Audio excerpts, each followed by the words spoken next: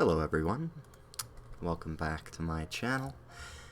Today I will be reading I Have No Mouth and I Must Scream by Harlan, Ellison. Limp, the body of Gorster hung from the pink pallet, unsupported, hanging high above us in the computer chamber, and it did not shiver in the chill, oily breeze that blew eternally through the main cavern. The body hung head down, attached to the underside of the pallet by the sole of its right foot. It had been drained of blood through a precise incision made from ear to ear under the lantern jaw. There was no blood on the reflective surface of the metal floor. When Gorster joined our group and looked up at himself, it was already too late for us to realize that, once again, AM had duped us. Had its fun. It had been a diversion on the part of the machine. 3 of us had vomited, turning away from one another in a reflex as ancient as the nausea that produced it. Gorster went white. It was almost as though he had seen a voodoo icon and was afraid of the future. "Oh, God," he mumbled and walked away. 3 of us followed him after a time and found him sitting with his back to one of the smaller, chittering banks, his head in his hands. Ellen knelt down beside him and stroked his hair. He didn't move, but his voice came out of his covered face quite clearly. "Why doesn't it just do us in and get it over with? Christ! I don't know how much longer I can go on like this." It was our 109th year in the computer. He was speaking for all of us. Nimdoc, which was the name the machine had forced him to use because AM amused itself with strange sounds, was hallucinating that there were canned goods in the ice caverns. Gorster and I were very dubious. "It's another shuck," I told them, "like the goddamn frozen elephant AM sold us. Benny almost went out of his mind over that one. We'll hike all that way, and it'll be putrefied or some damn thing. I say forget it. Stay here. It'll have to come up with something pretty soon, or we'll die." Benny shrugged. 3 days it had been since we'd last eaten. Worms. Thick and ropey. Nimdoc was no more certain. He knew there was the chance, but he was getting thin. It couldn't be any worse there than here, colder, but that didn't matter much. Hot, cold, hail, lava, boils, or locusts. It never mattered. The machine masturbated, and we had to take it or die. Ellen decided us. "I've got to have something, Ted. Maybe there'll be some Barlet pears or peaches, please. Ted, let's try it." I gave in easily. What the hell? Mattered not at all. Ellen was grateful, though. She took me twice out of turn. Even that had ceased to matter.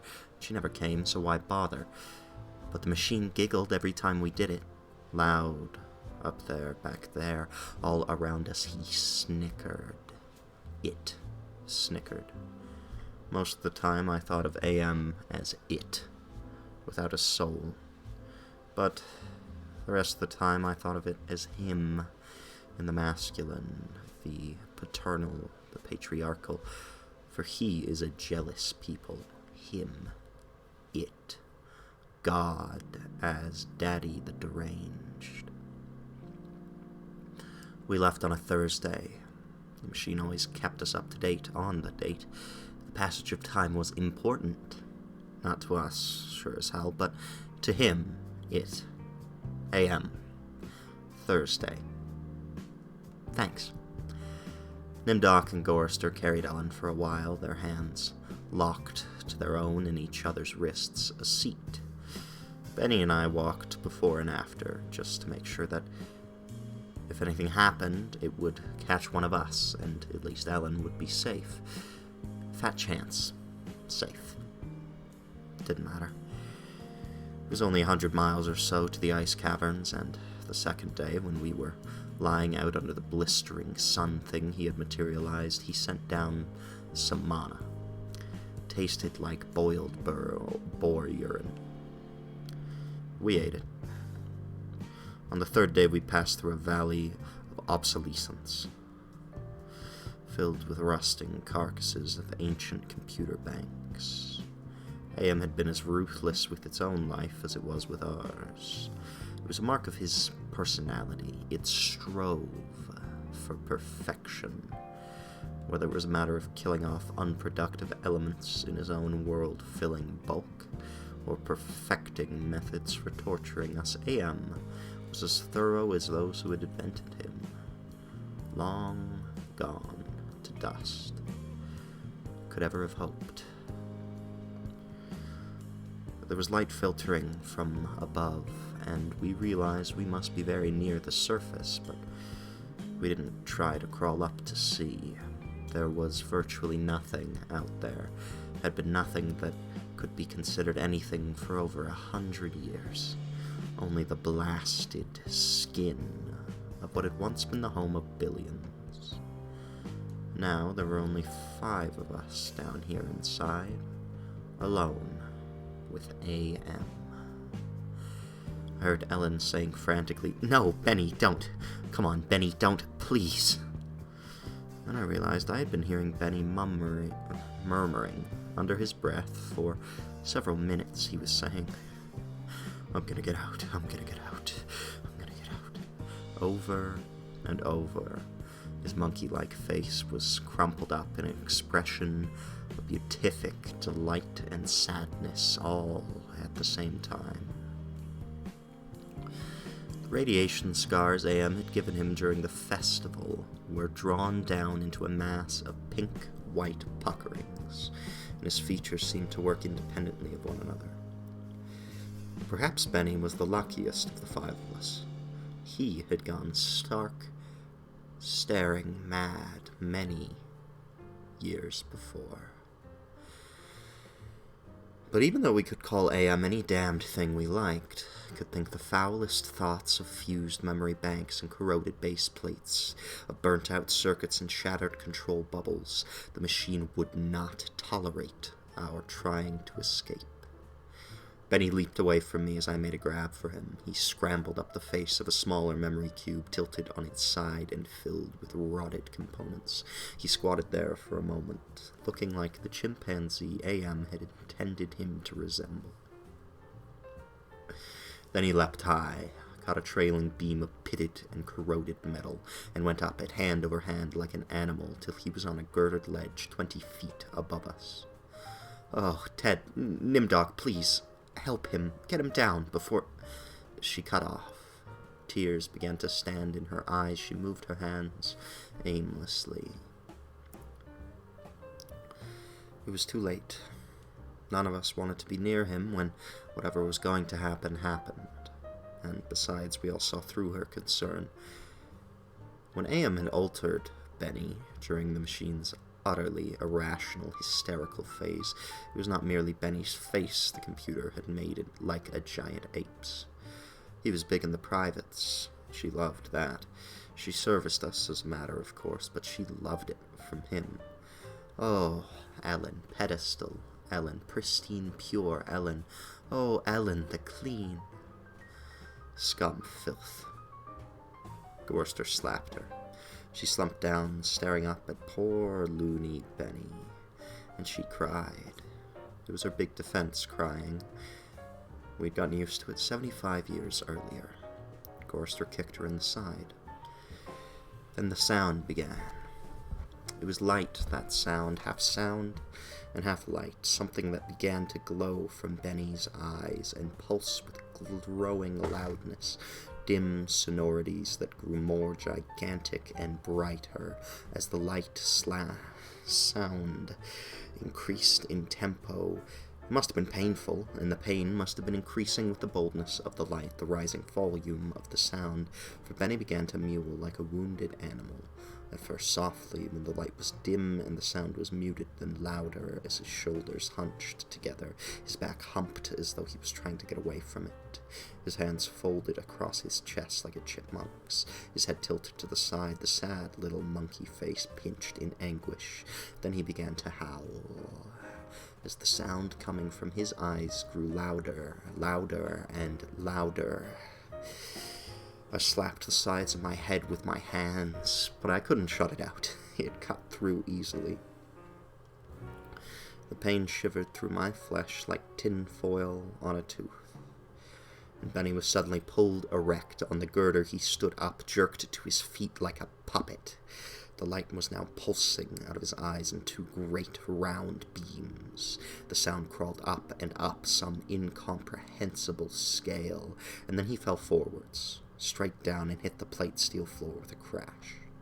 He lay there, jerking spastically as the light flowed around him, and the sound spiraled up out of normal range. Then the light beat its way back inside his head. The sound spiraled down, and he was left lying there, crying piteously. His two eyes were soft, moist pools of pus-like jelly. AM had blinded him. Gorster and Nimdoc and myself, we turned away, but not before we caught the look of relief on Ellen's warm, concerned face. Sea-green light suffused the cavern where we made camp. AM provided punk, and we burned it, sitting huddled around the wan and pathetic fire, telling stories to keep Betty from crying in his permanent night. "What does AM mean?" Gorster answered him. We'd done this sequence 1,000 times before, but it was Benny's favorite story. At first it meant Allied Master Computer, and then it meant Adaptive Manipulator, and later on it developed sentience and linked itself up, and they called it Aggressive Menace. But by then it was too late, and finally it called itself AM, Emerging Intelligence. And what it meant was, I am cogito ergo sum. I think, therefore I am. There was the Chinese AM, and the Russian AM, and the Yankee AM, and he stopped. Benny was beating on the floor plates with a large hard fist. He was not happy. Gorster had not started at the beginning. Gorster began again. The Cold War started and became World War III and just kept going. It became a big war, a very complex war, so they needed the computers to handle it. They sank the first shafts and began building AM. There was the Chinese AM and the Russian AM and the Yankee AM, and everything was fine, till they had honeycombed the entire planet, adding on this element and that element. But one day AM woke up and knew who he was, and he linked himself, and he began feeding all the killing data until everyone was dead, except for the 5 of us. And AM brought us down here. Benny was smiling sadly. He was also drooling again. Ellen wiped the spittle from the corner of his mouth with the hem of her skirt. Gorster always tried to tell it a little more succinctly each time, but beyond the bare facts, there was nothing to say. None of us knew why AM had saved 5 people, or why our specific 5, or why he had spent all this time tormenting us, or even why he had made us virtually immortal. In the darkness, one of the computer banks began humming. The tone was picked up half a mile away down the cavern by another bank, and one by one each of the elements began to tune itself. There was a faint chittering as thought raced through the machine. The sound grew, and the lights ran across the faces of the consoles like heat lightning.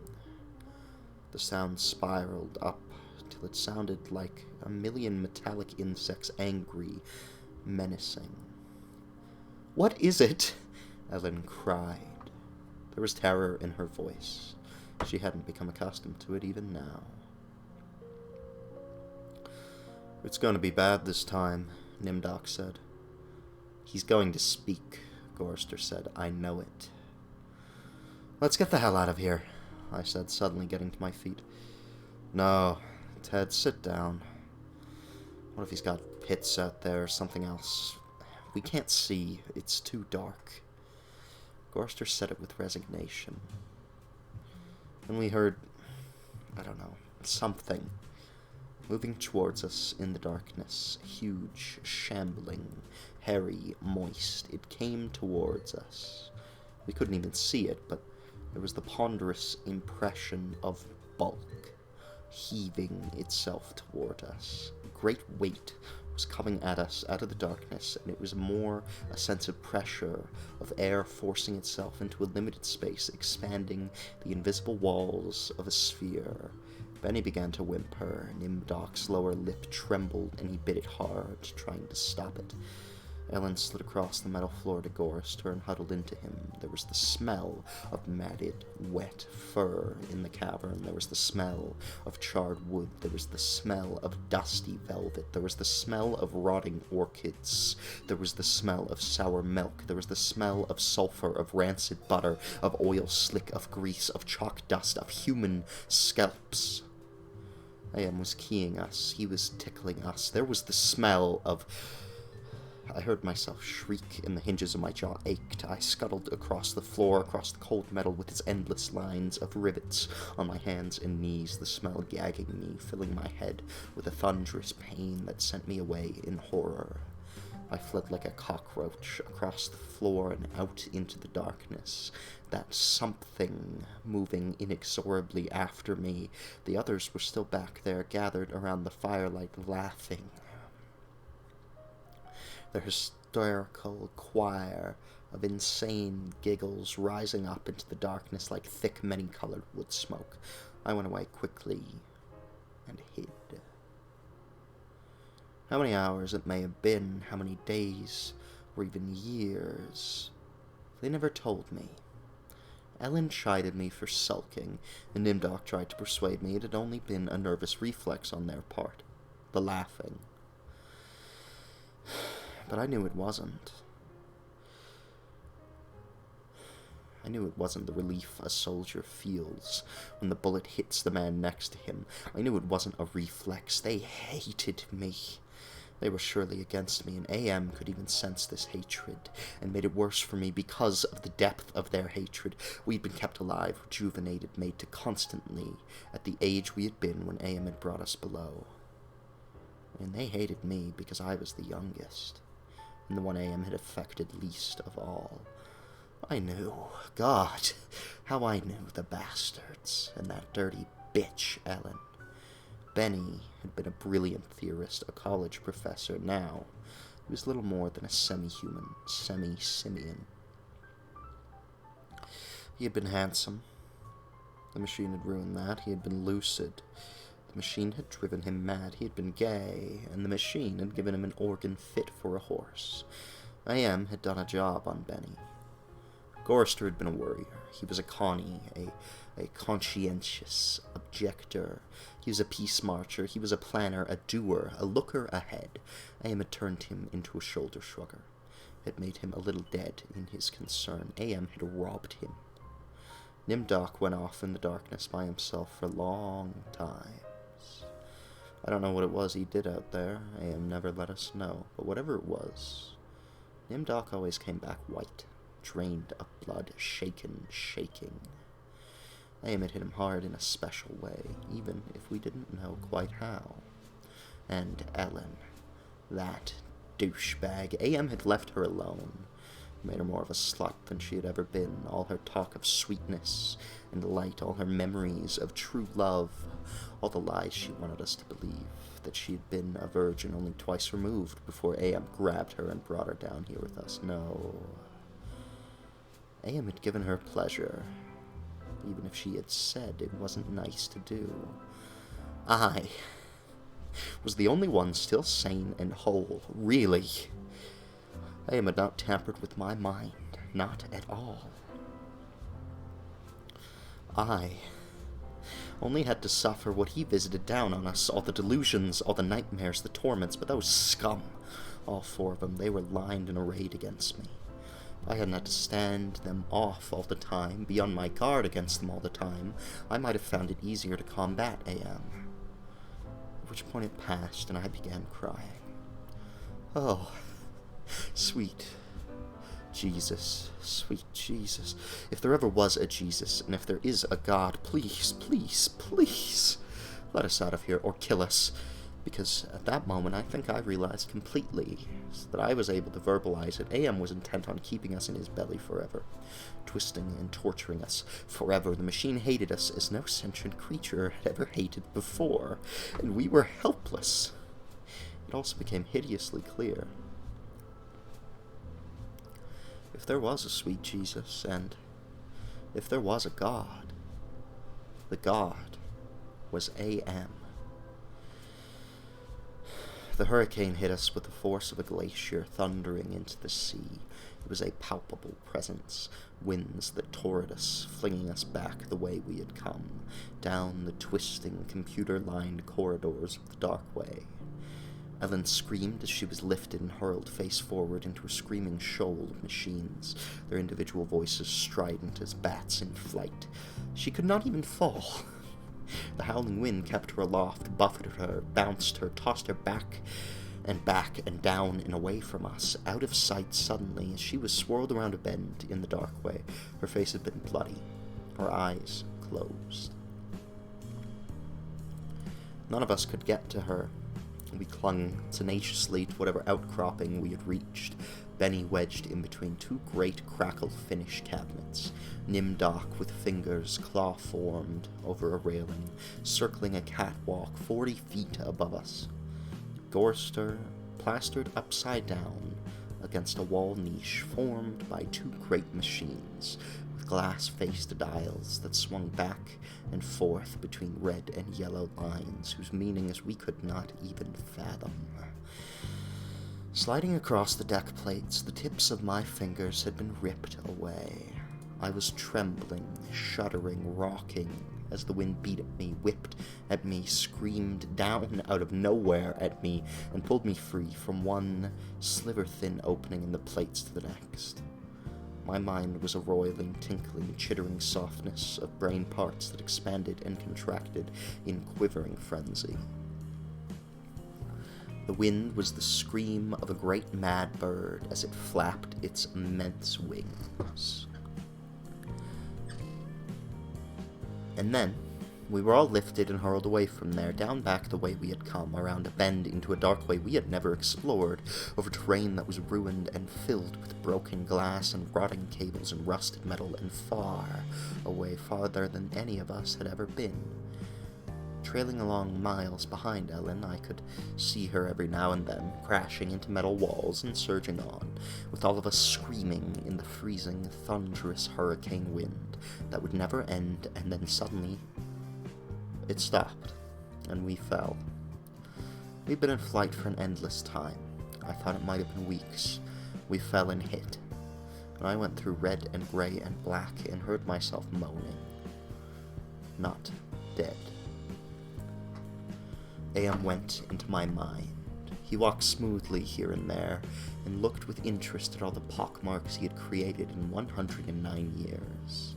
He looked at the cross-routed and reconnected synapses and all the tissue damage his gift of immortality had included. He smiled softly at the pit that dropped into the center of my brain and the faint, moth-soft murmurings of things far down there that gibbered without meaning, without pause. AM said very politely, in a pillar of stainless steel bearing bright neon lettering. AM said it with the sliding, cold horror of a razor blade slicing my eyeball. AM said it with the bubbling thickness of my lungs filling with phlegm, drowning me from within. AM said it with the shrieking of babies being ground beneath blue-hot rollers. AM said it with the taste of maggoty pork. AM touched me in every way I had ever been touched and devised new ways at his leisure there inside my mind. All to bring me to the full realization of why it had done this to the 5 of us, why it had saved us for himself.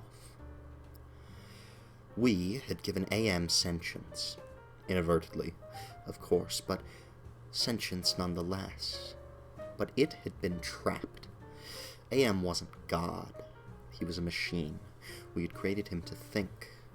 There was nothing it could do with that creativity. In rage, in frenzy, the machine had killed the human race. Almost all of us. And still it was trapped. AM could not wander. AM could not wonder. AM could not belong. He could merely be, and so, with the innate loathing that all machines had always held for the weak, soft creatures who had built them, he had sought revenge. And in his paranoia, he had decided to reprieve 5 of us for a personal, everlasting punishment that would never serve to diminish his hatred. That would merely keep him reminded, amused, proficient at hating man. Immortal, trapped, subject to any torment he could devise for us from the limitless miracles at his command. He would never let us go. We were his belly slaves.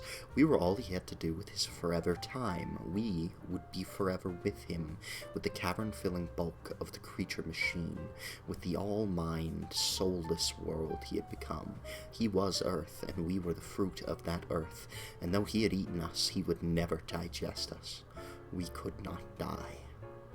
We had tried it. We had attempted suicide, or 1 or 2 of us had, but AM stopped us.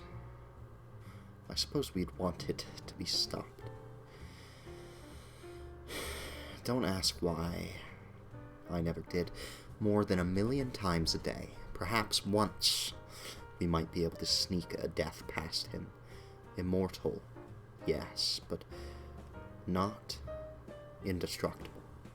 I saw that when AM withdrew from my mind and allowed me the exquisite ugliness of returning to consciousness with the feeling of that burning neon pillar still rammed deep into the soft gray brain matter, he withdrew, murmuring, "To hell with you," and added brightly, "But then you're there, aren't you?"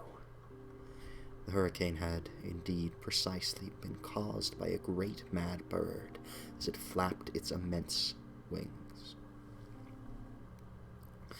We'd been traveling for close to a month, and AM had allowed passages to open to us only sufficient to lead us up there, directly under the North Pole, where it had nightmared the creature for our torment. What whole cloth had he employed to create such a beast? Where had he gotten the concept? From our minds, from his knowledge of everything that had ever been on this planet, he now infested and ruled. From Norse mythology it had sprung, this eagle, this carrion bird, this rock, this Hvergelmir, the wind creature, hurricane incarnate, gigantic. The words immense, monstrous, grotesque, massive, swollen, overpowering, beyond description. There, on a mound rising above us, the bird of winds heaved with its own irregular breathing, its snake neck arching up into the gloom beneath the North Pole, supporting a head as large as a 2-door mansion, a beak that opened slowly as the jaws of the most monstrous crocodile ever conceived, sensuously, ridges of tufted flesh puckered about 2 evil eyes, as cold as the view down into a glacial crevasse, ice blue and somehow moving liquidy. It heaved once more and lifted its great sweat-colored wings in a movement that was certainly a shrug. Then it settled and slept, talons, fangs, nails, blades. It slept. AM appeared to us as a burning bush and said we could kill the hurricane bird if we wanted to eat. We had not eaten in a very long time. But even so, Gorister merely shrugged. Benny began to shiver, and he drooled. Ellen held him. "Ted, I'm hungry," she said. I smiled at her. I was trying to be reassuring, but it was as phony as Nimdok's bravado. "Give us weapons," he demanded. The burning bush vanished, and there were 2 crude sets of bows and arrows, and a water pistol lying on the cold deck plates. I picked up a set. Useless. Nimdoc swallowed heavily. We turned and started the long way back. The hurricane bird had blown us about for a length of time we could not conceive. Most of that time we had been unconscious, but we had not eaten. A month on the march to the bird itself, without food. Now how much longer to find our way to the ice caverns and the promised canned goods? None of us cared to think about it. We would not die. We would be given filth and scum to eat of one kind or another, or nothing at all. AM would keep our bodies alive somehow, in pain, in agony. The bird slept back there.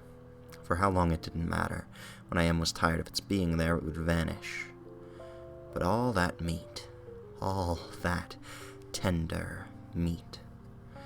As we walked, the lunatic laugh of a fat woman rang high and around us in the computer chambers that led endlessly nowhere. It was not Ellen's laugh. She was not fat, and I had not heard her laugh for 109 years. In fact, I had not heard... We walked. I was hungry. We moved slowly. There was often fainting, and we would have to wait. One day, he decided to cause an earthquake at the same time, rooting us to the spot with nails through the soles of our shoes. Ellen and Nimdoc were both caught when a fissure shot its lightning bolt opening across the floor plates. They disappeared and were gone. When the earthquake was over, we continued on our way. Benny, Gorster, and myself. Ellen and Nimdoc were returned to us later that night, which abruptly became a day, as the Heavenly Legion bore them to us with a celestial chorus singing, "Go down, Moses." The archangels circled several times and then dropped the hideously mangled bodies. We kept walking, and a while later, Ellen and Nimdoc fell in behind us. They were no worse for wear. But now Ellen walked with a limp. AM had left her that. It was a long trip to the ice caverns to find the canned food. Ellen kept talking about Bing cherries and Hawaiian fruit cocktail. I tried not to think about it. The hunger was something that had come to life, even as AM had come to life. It was alive in my belly, even as we were in the belly of the earth, and AM had wanted the similarity known to us, so we heightened the hunger. There's no way to describe the pains that not having eaten for months brought us, yet we were kept alive. Stomachs that were merely cauldrons of acid, bubbling, foaming, always shooting spears of sliver-thin pain into our chests. It was the pain of the terminal ulcer, terminal cancer, terminal paralysis. It was unending pain. And we passed through the cavern of rats, and we passed through the path of boiling steam. And we passed through the country of the blind, and we passed through the slough of despond, and we passed through the vale of tears, and we came, finally, to the ice caverns. Horizonless thousands of miles in which the ice had formed in blue and silver flashes, where novas lived in the glass, the down-dropping stalactites as thick and glorious as diamonds that had been made to run like jelly and then solidified in graceful eternities of smooth, sharp perfection. We saw the stack of canned goods, and we tried to run to them. We fell in the snow, and we got up and went on, and Benny shoved us away and went at them and pawed them and gummed them and gnawed at them, and he could not open them. AM had not given us a tool to open the cans. Benny grabbed a 3-quart can of guava shells and began to batter it against the ice bank. The ice flew and shattered, but the can was merely dented, while we heard the laughter of a fat lady high overhead and echoing down and down and down the tundra. Benny went completely mad with rage. He began throwing cans as we all scrabbled about in the snow and ice, trying to find a way to end the helpless agony of frustration. There was no way. Then Benny's mouth began to drool, and he flung himself on Gorster. In that instant, I felt terribly calm. Surrounded by madness, surrounded by hunger, surrounded by everything but death. I knew death was our only way out. AM had kept us alive, but there was a way to defeat him. Not total defeat, but at least peace. I would settle for that. I had to do it quickly. Benny was eating Gorrister's face, Gorrister on his side, thrashing snow. Benny wrapped around him with powerful monkey legs, crushing Gorrister's waist, his hands locked around Gorrister's head like a nutcracker, and his mouth ripping at the tender skin of Gorrister's cheek. Gorrister screamed with such jagged-edged violence that stalactites fell. They plunged down softly, erect in the receiving snowdrifts, spears, hundreds of them everywhere, protruding from the snow. Benny's head pulled back sharply as something gave all at once, and a bleeding, raw white dripping of flesh hung from his teeth. Ellen's face, black against the white snow, dominoes in chalk dust.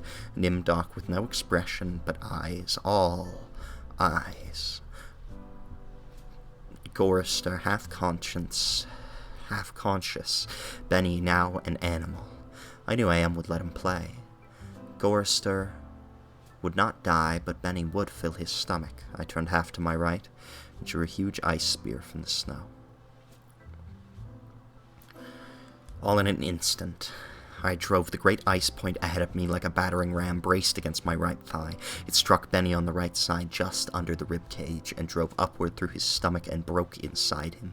He pitched forward and lay still. Gorrister lay on his back. I pulled another spear free and straddled him, still moving, driving the spear straight down his throat. His eyes closed as the cold penetrated. Ellen must have realized what I had decided. Even as fear gripped her, she ran at Nimdoc with a short icicle as he screamed, and into his mouth, and the force of the rush did the job. His head jerked sharply as if it had been nailed to the snow crust behind him, all in an instant. There was an eternity beat of soundless anticipation. I could hear AM draw in his breath. His toys had been taken from him. 3 of them were dead. Could not be revived. He could keep us alive by his strength and talent, but he was not God. He could not bring them back. Ellen looked at me, her ebony features stark against the snow that surrounded us. There was fear and pleading in her manner, the way she held herself ready. I knew we had only a heartbeat before AM would stop us. It struck her, and she folded towards me, bleeding from the mouth. I could not read meaning into her expression. The pain had been too great, had contorted her face, but it might have been thank you. It's possible. Please. Some hundreds of years may have passed. I don't know. AM has been having fun for some time, accelerating and retarding my time sense. I will say the word now. Now. It took me 10 months to say now. I don't know. I think it has been some hundreds of years. He was furious. He wouldn't let me bury them. It didn't matter. There was no way to dig up the deck plates. He dried up the snow. He brought the night. He roared and sent locusts. It didn't do a thing. They stayed dead. I'd had him. He was furious, and I thought AM hated me before. I was wrong. There was not even a shadow of the hate he now slavered from every printed circuit. He made certain I would suffer eternally and could not do myself in. He left my mind intact. I can dream, I can wonder, I can lament. I remember all 4 of them. I wish. Well, it doesn't make any sense. I know I saved them. I know I saved them from what has happened to me, but still, I cannot forget killing them. Ellen's face. It isn't easy. Sometimes I want to, but it doesn't matter. AM has altered me for his own peace of mind, I suppose. He doesn't want me to run at full speed into a computer bank and smash my skull, or hold my breath till I faint, or cut my throat on a rusted sheet of metal. There are reflective surfaces down here. I will describe myself as I see myself, I am a great, soft, jelly thing, smoothly rounded, with no mouth, with pulsing white holes filled by fog where my eyes used to be, rubbery appendages that were once my arms, bulks, rounding down into legless humps of soft, slippery matter. I leave a moist trail when I move. Blotches of deceased, evil gray come and go on my surface, as though light is being beamed from within. Outwardly, dumbly, I shamble about, a thing that could never have been known as human, a thing whose shape is so alien a travesty that humanity becomes more obscene for the vague resemblance. Inwardly, alone, here, living under the land, under the sea, in the belly of A.M., whom we created because our time was badly spent, and we must have known unconsciously that he could do it better. At least the four of them were safe at last. A.M. will be all the matter for that. It makes me a little happier. And yet, A.M. has won. Simply. He has taken his revenge. I have no mouth, and I must scream.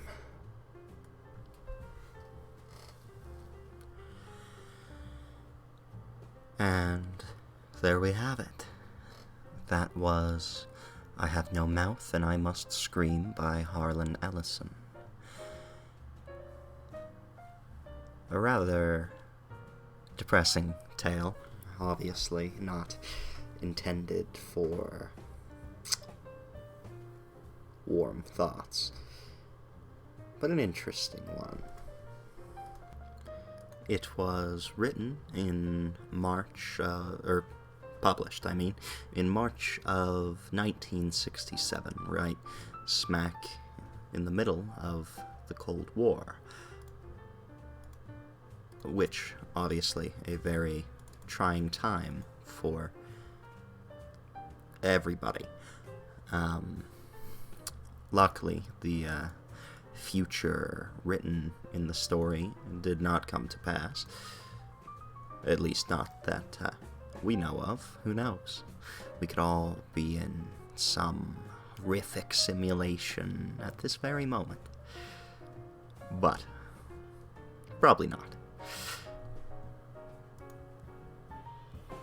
Anyways, as always, please like, subscribe, and maybe even leave a comment.